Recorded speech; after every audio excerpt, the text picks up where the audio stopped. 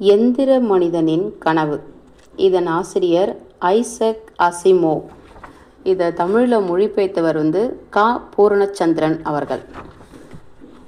நேற்றிரவு நான் ஒரு கனவு கண்டேன். SVX1 அமைதியாக சொன்னது. சூசன் கல்வின் ஒன்றும் பேசவில்லை. ஆனால் அறிவும் அனுபவமும் நிறைந்த அவளுடைய சுருக்கங்கள் மண்டிய முகத்தில் ஒரு சிறிய துணுக்குரல் தெரிந்தது. கேட்டீர்களா அது சொன்னத என்றாள் லிண்டா ரேஷ் பதற்றத்துடன். நான் அப்போதே சொன்னேன். லிண்டாவிற்கு கரிய தலைமயிர், சிறிய உருவம், இளையவள். அவளது வலது கை அனிச்சையாய் மூடி மூடி திறந்தது. கால்வின் தலையசைத்தாள். அமைதியாக சொன்னாள். எஸ்வெக்ஸ், நான் உன் பெயரை மறுபடி உச்சரிக்கும் வரை நீ அசையவோ பேசவோ நாங்கள் பேசுவதை கேட்கவோ போவதில்லை. பதிலில்லை. அந்த எந்திர மனிதன் ஒரு உலோக பாலம் போல அசையாமல் உட்கார்ந்திருந்தது. அதன் பெயரை மறுபடி எவராவது உச்சரிக்கும் வரை அதற்கு உயிர் இருக்காது. டாக்டர் ரேஷ், உன் கணிப்பொறியை ஆராயும் செயல் எண் என்ன என்றாள் கால்வின். சீக்கிரம் அதை பதிவு செய்து கொள். நான் இதன் பாசிட்ரானிக் மூளை அமைப்பை பார்வையிடப் போகிறேன். லிண்டாவின் கைகள் கணிப்பொறியின் பொத்தானில் தடுமாறின. தவறாக செய்த பின் சுதாரித்து மறுபடி ஆரம்பித்தாள். எந்திர மனிதனின் மூளையின் நுண் அமைப்பு கணிப்பொறி திரையில் விரிந்தது. உன் கணிப்பொறியை கையாள அனுமதிப்பாயா என்றாள் கால்வின். தலையசைப்பு மூலம் லிண்டா அனுமதி தந்தாள். எந்திர மனிதன் இயலில் பெரிய விஞ்ஞானியான கால்வினுக்கு அவள் எப்படி அனுமதி மறுக்க முடியும்? அவள் இப்பொழுதுதான் வேலையில் சேர்ந்திருக்கிறாள். இன்னமும் தன் திறமைகளை நிரூபிக்காத எந்திர மனித மன ஆய்வாளர் அவள். கால்வின் மெதுவாக திரையை பரிசீலித்தாள். மேலும் கீழும் அவள் பார்வை ஓடியது. திடீரென்று சில புத்தான்களை வேகமாக அழுத்தினாள். அவள் என்ன செய்தாள் என்று லிண்டாவால் கண்டுபிடிக்க முடியவில்லை. கால்வினின் நரம்போடிய விரல்கள் பொத்தான்கள் மீது விரைந்தன. அவள் வயோதிக முகத்தில் எந்த சலனமும் இல்லை. ஏதோ சிக்கலான கணிப்புகள் அவள் மூளைக்குள் நடப்பதாக தோன்றியது. திரையிலிருந்த அமைப்பு வடிவம் வேறாக மாறி பெரிதாக தெரிந்தது. அவை மாறி மாறி செல்வதை பார்த்தபடி லிண்டா பேசாமல் இருந்தாள். லிண்டா வியப்படைந்தாள். ஒரு சிறிய பை கணிப்பொறியாவது இல்லாமல் இந்த அமைப்புகளை ஆராய்வது சாத்தியமல்ல. கிழவி வெறுமே பார்த்து கொண்டே இருக்கிறாள். ஒருவேளை அவள் மண்டைக்குள் ஒரு கணிப்பொறி இயங்குகிறதா? அல்லது ஆண்டாண்டு காலமா அவள் மூளை பாசிட்ரானிக் அமைப்புகளை உருவாக்கியும் ஆராய்ந்தும் இப்படியாகிவிட்டதா? மோசட் ஒரு சிம்பனியை மனக்கண்ணால் உருவாக்கியது போல இவள் அமைப்புகளை அலசுகிறாளா என்ன? கடைசியாக கால்வின் கேட்டாள். நீ என்ன செய்தாய் ரேஷ்? சற்று வெட்கத்துடன் லிண்டா கூறினாள். நுண் ஜியோமிதியை பயன்படுத்தி பார்த்தேன். தெரிகிறது. ஆனால் ஏன்? இதுவரை எங்கும் எவரும் அப்படி செய்ததில்லை. இன்னும் ஒரு சிக்கல் நிறைந்ததும் ஏறத்தாழ மனித மூளை அளவு நுட்பமானதுமான மூளை அமைப்பை அது எந்திர மனிதனுக்கு உருவாக்கி தந்துவிடும் என்று நினைத்தேன். யாரையாவது ஆலோசனை கேட்டாயா? இல்லை நீயாகவே செய்தாயா? யாரையும் கேட்கவில்லை, நானே தான். கால்வின் அவளை கூர்ந்து பார்த்தாள். உனக்கு அதற்கு உரிமை கிடையாது ரேஷ். கேட்காமல் எப்படி நீ இதை செய்யலாம்? நான் கூட உரிய ஆலோசனைகளை பெறாமல் இந்த மாதிரி செயலில் இறங்கியிருக்க மாட்டேன். வேண்டாம் என்று சொல்லிவிடுவீர்களோ என்று பயந்துதான் கேட்கவில்லை. கட்டாயம் வேண்டாம் என்று தான் சொல்லியிருப்போம். என்னை வேலையிலிருந்து அனுப்பிவிடுவீர்களா? லிண்டா நடுங்கிய குரலில் சமாளித்தபடி கேட்டாள். அநேகமாக என்றாள் கால்வின். அல்லது உனக்கு பதவி உயர்வு கூட கிடைக்கலாம். இதை ஆராய்ந்த பிறகு நான் என்ன நினைக்கிறேன் என்பதை பொறுத்தது அது. முழுவதும் கழட்டப் போகிறீர்களா? எஸ் என்று ஏறத்தாழ அந்த இயந்திர மனிதனின் பெயரை உச்சரித்து அதற்கு உயர்தர இருந்த தருணத்தில் சுதாரித்து கொண்டார். இந்த தவற்றையும் செய்திருந்தால் அவ்வளவுதான். ஏற்கனவே ஒரு தவறு நடந்துவிட்டிருக்கிறது. இனியும் தவறு செய்யக்கூடாது. இந்த எந்திர மனிதனை பிரிக்கப் போகிறீர்களா? ஆனால் கிழவி தன் ஆடையின் உள்பையில் ஒரு மின்னணு துப்பாக்கியை வைத்திருப்பதை லிண்டா திடீரென்று அதிர்ச்சியுடன் உணர்ந்தாள். கால்வின் எதற்கும் தயாராகவே இருக்கிறாள். பார்க்கலாம் என்றாள் கால்வின். ஒருவேளை இதை பிரிப்பது ரொம்ப செலவு பிடிப்பதாக இருக்கக்கூடும். ஆனால் இயந்திர மனிதன் எப்படி கனவு காண முடியும்? ஒரு மனித மூளைக்கு கிட்டத்தட்ட இணையான அளவிற்கு சிக்கலான பாசிட்ரான் மூளையை நீ உருவாக்கிவிட்டாய். மனித மூளை தன் சிக்கல்களையும் சிடுக்குகளையும் சமாதானப்படுத்தி தன்னை புத்தகம் செய்து கொள்ள தூங்கியே ஆக வேண்டும். ஒருவேளை இந்த எந்திர மனிதனும் அதே காரணத்துக்காக தான். இரு, அது என்ன கனவு கண்டது என்று கேட்டு பார்த்தாயா? இல்லை, அது கனவு கண்டேன் என்று சொன்னதுமே உங்களுக்கு தகவல் தந்துவிட்டேன். அதற்கு பிறகும் இவ்விஷயத்தை கையாள எனக்கு தானே இல்லை. ஆஹா என்று கால்வின் சிரித்தாள். உன் முட்டாள்தனம் எல்லை மீறவில்லை என்று தெரிகிறது.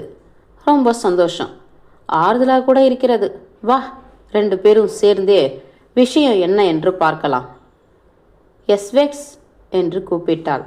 எந்திர மனிதனின் தலை திரும்பியது. என்ன டாக்டர் கால்வின், நீ கண்ட கனவு என்று உனக்கு எப்படி தெரியும்? இரவில், அதாவது இருட்டிய பிறகு திடீரென்று ஒரு வெளிச்சம். அப்பொழுது வெளிச்சம் இருக்க காரணமே இல்லை. அத்துடன் நான் நிஜம் என்று நினைப்பதுடன் சம்பந்தமில்லாம விஷயங்களை கண்டேன். அதே போல சப்தம். அதற்கும் விசித்திரமாக எதிர்வினை செய்கிறேன். என்ன நிகழ்ந்தது என்பதை வெளியிட என் சொற்களஞ்சியத்தை துருவிய போது கனவு என்ற சொல் எனக்கு கிடைத்தது. அதன் அர்த்தத்தை ஆராய்ந்த பிறகு நான் கனவு காண்கிறேன் என்று முடிவுக்கு வந்தேன். எப்படி உன் சொற்களஞ்சியத்தில் அந்த சொல் வந்தது? எந்திர மனிதனை பேச விடாமல் லிண்டா குறுக்கிட்டாள். நான் தான் அதற்கு மனித சம்பந்தமுள்ள ஒரு சொற்களஞ்சியத்தை தந்தேன். நான் என்ன நினைத்தேன் என்றால், ஆமாம், நீ நினைத்தாய் என்றார் கால்வின். எனக்கு ஆச்சரியமாக இருக்கிறது உன்னை நினைத்தாள். அதற்கு அந்த வினை சொல் தேவைப்படும் என்று எண்ணினேன். நாம் பேசிக்கொள்வதில்லையா இப்படி ஆகும் என்று? நான் கனவு கூட காணவில்லை என்று. அது போல. எத்தனை நாளைக்கு ஒரு முறை கனவு கண்டாய் எஸ்வெக்ஸ்? எனது இருப்பினை நான் உணர்ந்த பிறகு ஒவ்வொரு நாளும். 10 இரவுகளாக என்றாள் லிண்டா குறுக்கிட்டு. ஆனால் எஸ்வெக்ஸ் இன்று காலையில்தான் என்னிடம் கூறியது. இன்று காலை மட்டும் ஏன் சொன்னாய் எஸ்வெக்ஸ்? இன்று காலைதான் நான் காண்பது கனவு என்று உறுதியாக தெரிந்து கொண்டேன் என்றது எந்திர மனிதன். அதுவரை என் பாசிட்ரான் மூளை அமைப்பில்தான் ஏதோ தவறு என்று எண்ணிருந்தேன். ஆனால் எந்த தவறும் கண்டுபிடிக்க முடியவில்லை. பிறகுதான் இது கனவு என்று முடிவு செய்தேன். சரி, என்ன கனவு கண்டாய் அப்படி? ஒரே கனவை தான் மறுபடியும் கண்டேன் டாக்டர் கால்வின். சில சிறிய விபரங்கள் வித்தியாசப்படலாம்.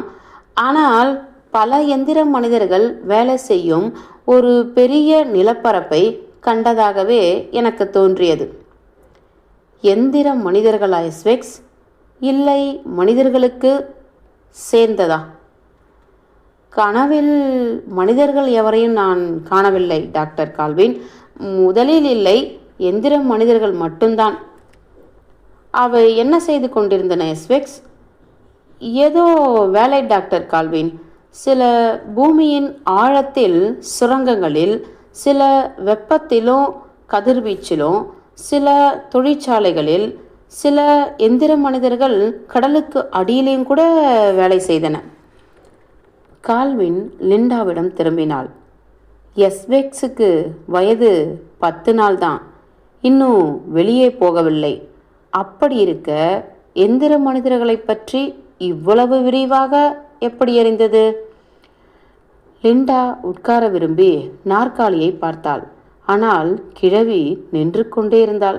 வேறு வழியில்லை. வலுவற்ற குரலில் அவள் சொன்னாள், அதற்கு எந்திர மனிதவியல் பற்றியும் உலகில் எந்திர மனிதர்களின் இடம் பற்றியும் தெரிந்திருக்க வேண்டும் என்று விரும்பினேன் டாக்டர் கால்வின். அது என்னிடமிருந்து புதிதாக பெறும் ஆற்றலை வைத்து பிற எந்திர மனிதர்களை மேற்பார்வையிட தகுதி படைத்ததாக வேண்டும் என்று விரும்பினேன். அதன் நுண்மூளையால்? ஆமாம். கால்வின் தலையசைத்தாள். பிறகு கடலுக்கடியில், பூமிக்கடியில், பூமிக்கு மேல், ஏன் விண்வெளியிலும் கூட நீ எந்திர மனிதர்களை பார்த்தாய் இல்லையா? ஆமாம் டாக்டர் கால்வின், விண்வெளியிலும் கூட என்றது எஸ்வெக்ஸ். எங்கும் பார்த்தேன். நான் பார்க்க பார்க்க காட்சி அமைப்பு மாறியபடியே சென்றது. எனவே நான் நிஜத்தை காணவில்லை என்று உணர்ந்தேன். கடைசியாக காண்பது கனவுதான் என்று முடிவு செய்தேன். வேறு என்ன பார்த்தாய் எஸ்வெக்ஸ்? உழைப்பாலும் சோர்வாலும் எல்லா எந்திர மனிதர்களும் கஷ்டப்பட்டதை பார்த்தேன். பொறுப்பு மிகுதியினாலும் கவலையினாலும் அவை மிகவும் களைத்திருந்தன. அவை ஓய்வெடுக்க வேண்டும் என்று நான் விரும்பினேன். ஆனால் எந்திர மனிதர்களுக்கு களைப்போ சோர்வோ இல்லை. அவற்றிற்கு ஓய்வும் தேவையில்லை என்றாள் கால்வின். நிஜத்தில் அப்படிதான் டாக்டர் கால்வின். ஆனால் நான் பேசுவது என் கனவை பற்றி. என் கனவில் எந்திர மனிதர்கள் தங்களை பாதுகாத்து கொள்ள வேண்டியது அவசியம் என்று தோன்றியது. எந்திர மனிதர்களின் செயல்பாடு பற்றிய 3வது விதியை பற்றிய சொல்கிறாயா என்றாள் கால்வின். ஆமாம் டாக்டர் கால்வின். ஆனால் நீ அரைகுறையாய் சொல்கிறாய். 1வது விதியுடனோ 2வது விதியுடனோ தனது பாதுகாப்பு முரண்படாதவரை ஒரு எந்திர மனிதன் தன்னை பாதுகாத்து கொள்ள உரிமை உண்டு. இதல்லவா 3வது விதி? ஆமாம் டாக்டர் கால்வின், நிஜத்தில் நீங்கள் கூறியதுதான் 3வது விதி. என் கனவில் அது அப்படி இல்லை. இயந்திர மனிதர்கள் தங்களை பாதுகாத்து கொள்ள வேண்டும். முதல் 2 விதிகள் பற்றி கனவில் எதுவும் வரவில்லை. ஆனாலும் அவை 2ம் இருக்கின்றன. 2வது விதி என்ன? முதல் விதியோடு முரண்படாதவரை ஒரு இயந்திர மனிதன் தனக்கு மனிதர்கள் இடும் ஆணைக்கு கீழ்ப்படிய வேண்டும் என்பதுதானே. ஆகவேதான் இயந்திர மனிதர்கள் மனிதர்களுக்கு கீழ்ப்படுகிறார்கள், வேலைகளை செய்கிறார்கள். சீக்கிரமாகவும் எதிர்ப்பு எதுவுமின்றியும் எல்லாவற்றையும் செய்து முடிக்கின்றன. அவை வேலை பளுவால் கஷ்டப்படவும் இல்லை, அவர்களுக்கு களைப்பும் இல்லை. நிஜத்தில் அப்படிதான் டாக்டர் கால்வின். ஆனால் நான் சொல்வது என் கனவை பற்றி. அனைத்திலும் மேலான முதல் விதியும் உனக்கு தெரியும். ஒரு இயந்திர மனிதன் தன் செயலாலோ அல்லது செயலின்மையாலோ மனிதர்களுக்கு தீங்கு இழைக்கல் ஆகாது. உண்மை டாக்டர் கால்வின். ஆனால் என் கனவில் முதல் விதியோ 2ஆம் விதியோ வரவில்லை. 3ஆம் விதி மட்டுமே இருந்தது.